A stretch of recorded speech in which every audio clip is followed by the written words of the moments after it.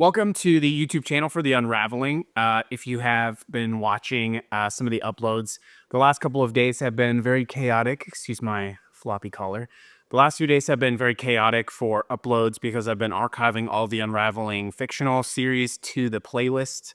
And I still need to get, obviously, some of that uploaded and then also like properly archived and properly sorted out and all that sort of stuff. So if you have recently subscribed to the channel, I promise you that I do not routinely upload 23 videos in a day, but I finally got the most current and up-to-date playlist for Unraveling, so you can watch the fictional series of The Unraveling in the playlist. If TikTok goes away and this is the first time you're sort of seeing and experience this content, it is archived. That was a good lesson, and it's one of the first lessons that I will take away today. This is YouTube exclusive content because I figure if you're see, this color is not working out. If you're going to be subscribing over on YouTube, I want to give you a reason to subscribe on YouTube other than just like, oh, I used to follow you on TikTok, because we really don't know what is going to happen with TikTok. I actually have in the Unraveling 2 videos that address a actual TikTok ban and what I think is going to happen. So you can go check out that playlist. I'm just going to let the color go. There we go. You can watch what I think is going to happen and how I think it will go down. But I do think eventually TikTok is going to be removed from the App Store, and then eventually I think it will be zapped off your phone. That's something that's happened before. So that is my early prediction for TikTok. I do hope it stays around.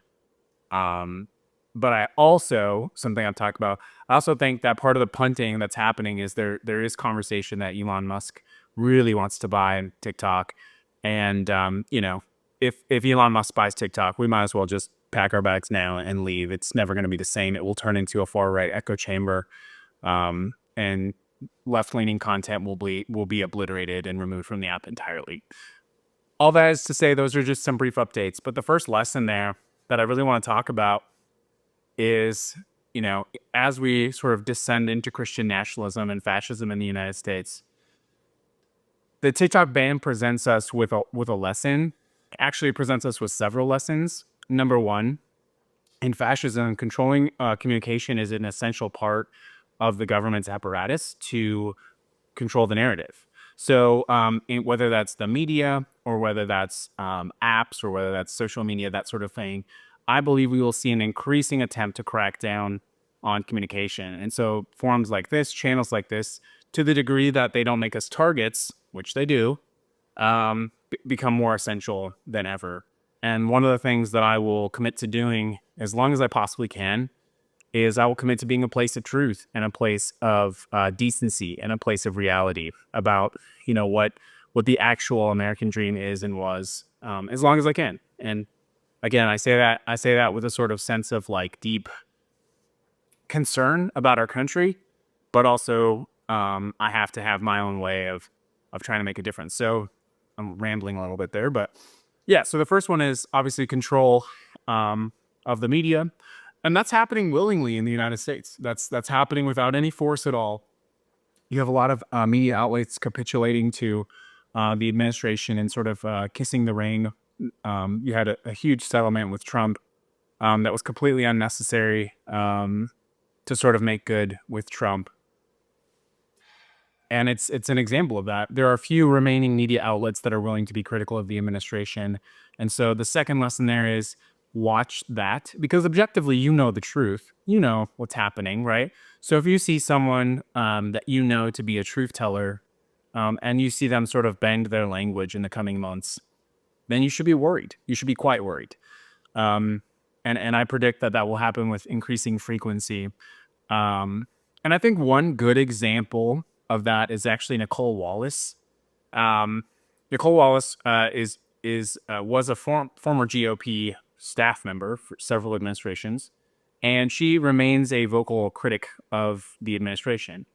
If Nicolle Wallace starts changing her tune, I think that's an example of one person who you might say like, okay, things are getting very serious right now.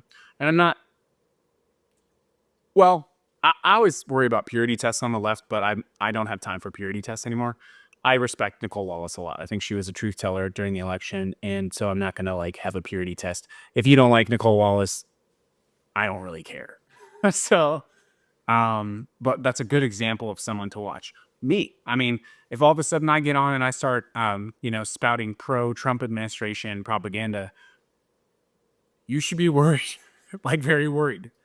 And the third thing is the writing of history. I think TikTok is a good example of how vulnerable our digital communication and conversations are, not only from a security perspective, but also from a history perspective. If TikTok disappeared in 1 hour, where would all of your content go? Do you have it saved? Do you have it archived? Does it exist anywhere else? That was a valuable lesson for me as I was like, whoa, I have, a lot of people who I respect, who I follow, who follow me. And that could all go away in an instant, and I would not have a way to recover that information. So it is a warning about how you preserve history of your own, and also how you preserve your personal history and your family's history. A lot of what we have is digital now.